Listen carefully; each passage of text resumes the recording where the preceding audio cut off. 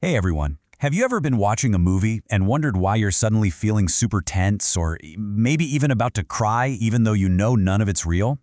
Well, a huge part of that is the music. And today, we're going to pull back the curtain on one of the greatest musical wizards in film history, Howard Shore. I mean, seriously, think about it. You're chilling on your couch, totally safe, but during some epic movie battle, your heart is literally pounding in your chest. Or in a really quiet, sad scene, you might feel a tear start to form. That crazy, powerful feeling, it's not an accident. It's all part of the plan.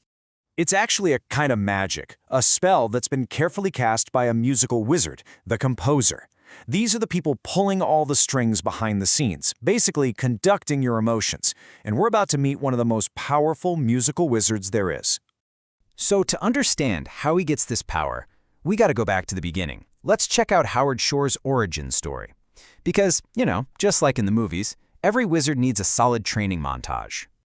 Okay, so Howard Shore's journey kicks off in Canada. He went all in on classical music at university, learning all the traditional rules of the orchestra.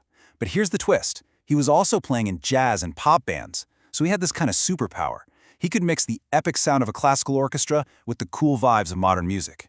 And in the 70s, he brought that awesome combo to movies and TV and totally started telling stories in a new way. All right, so how does he actually do it? What's inside his musical toolkit? Let's break down some of his go-to magic tricks for making us feel all the things during a movie. First up, we've got the character theme. This is a special piece of music he cooks up for just one character. The best way to think about it is like their personal theme song. It's their walk-up music at a baseball game, or that victory music you hear when a character levels up in a video game. As soon as you hear that tune, you know exactly who's on screen. And this trick is super versatile. A hero's theme might start out kind of gentle and hopeful, but it gets bigger and more epic as they go on their journey. But a villain's theme? Whoa, that's totally different. It's often loud, maybe a little jarring, using these tense and dramatic sounds that immediately tell your brain, hey, danger's here. The music tells you who to root for and who to watch out for. His next move is all about orchestration. And that's just a fancy word for choosing the right instruments for the job. See, it's not just about the melody, it's about who is playing it. Every instrument has its own unique voice, and Shore is a total pro at casting them in the perfect roles. Think of the orchestra as his ultimate squad, and he knows exactly who to send in for every mission. The strings, like violins, are perfect for those emotional, soaring moments. The brass section? Trumpets, trombones, they're the heavy hitters, bringing all the power for heroic scenes. Woodwinds can give you a mysterious or magical vibe.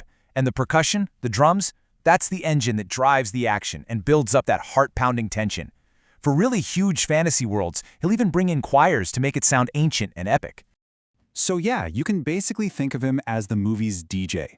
He knows exactly which track to drop at the perfect moment to completely take control of the vibe and make you feel exactly what the director wants you to feel. It's genius. All right, now for the main event.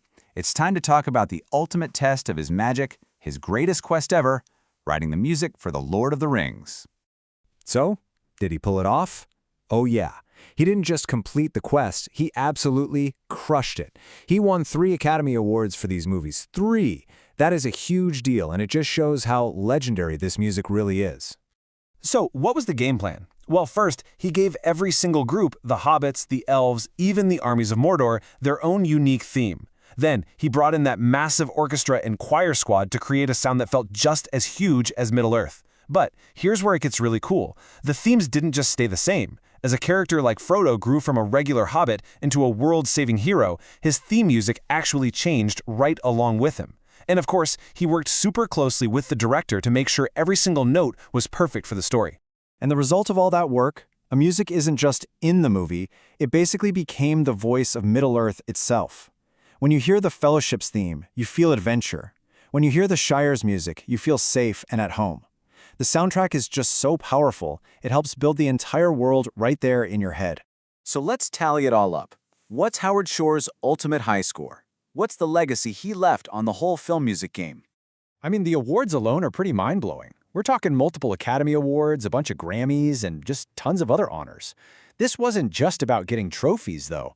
It was a statement. Shore's music wasn't just good movie music, it was a total game changer.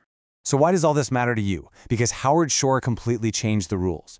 That cool way he makes classical and modern sounds, that's now a go-to move for composers. People literally study his work in film schools. He proved just how essential music is, especially in fantasy and adventure, making it way more than just background noise. So if you only remember one thing from all this, make it this. Howard Shore proved that a film score isn't just some noise happening in the background. It's a character. It has its own personality, its own story, and its own powerful voice. So I'm going to leave you with a question to think about. The next time you're watching a movie and you feel that rush of excitement or that little bit of sadness, ask yourself, who's the real star here? Is it the actor you can see on the screen?